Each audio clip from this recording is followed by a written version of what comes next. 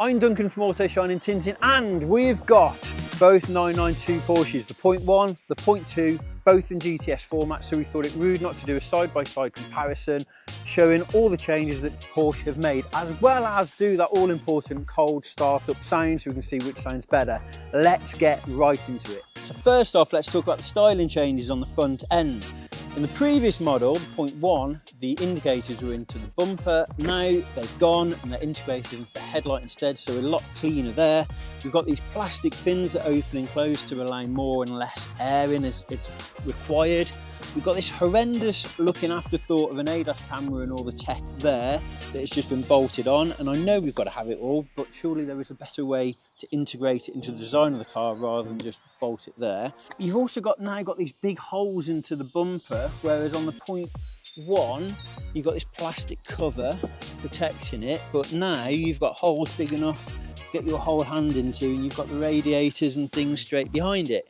Be interesting to see how that works out for owners over time. So moving down the side of the cars, not much has changed. The wheels, slightly different design, but they're the same sizes. So we've got in the GTS, we've got 20s up front, 21s down the rear.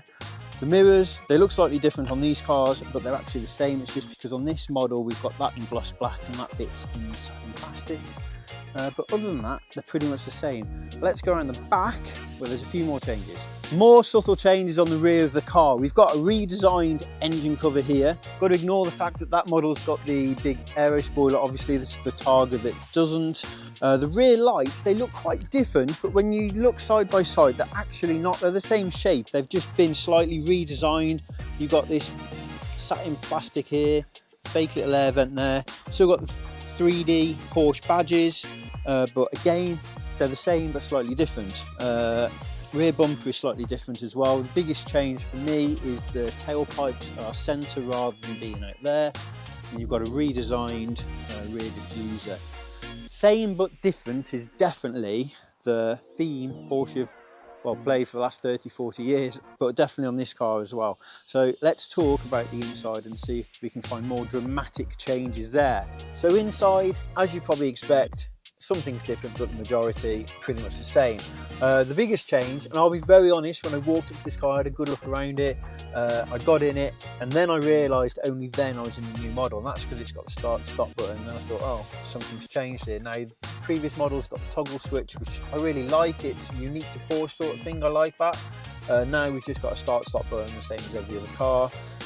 We've lost the analogue rev counter, but I don't mind that. Because now we can toggle through with this, and we've got loads of different designs available, and that all looks really cool. And we've got also the drive mode button on here, which now every model in the 911 range gets, not just some. Other than that, not much else to report. It's obviously nice quality. It looks like the Taycan, but you expect all models to look the same in most manufacturer ranges now. Now I think it's time for the all-important cold start.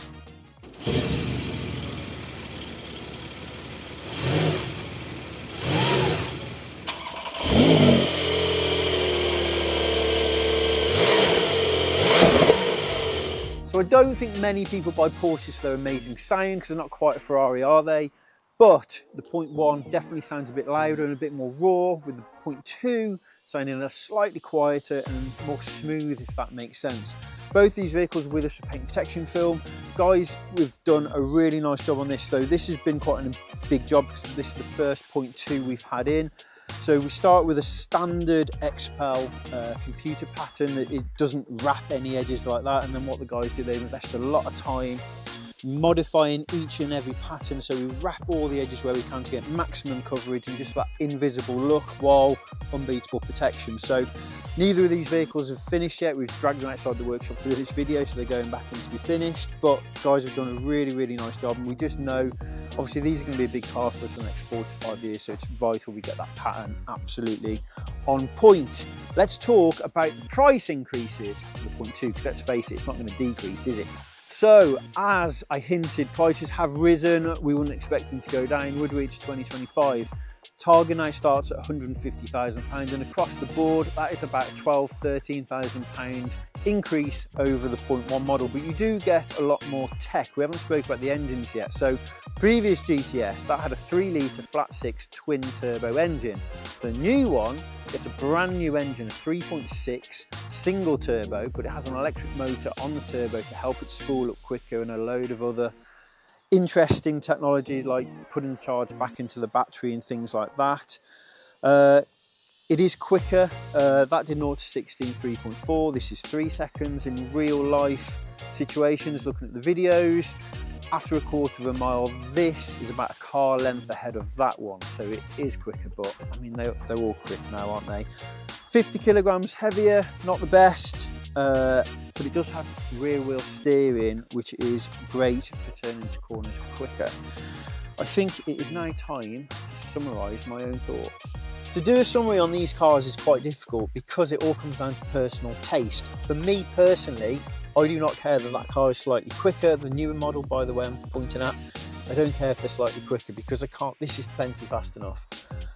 They both make you feel about the same to drive because everything else is the same, the steering wheel is the same.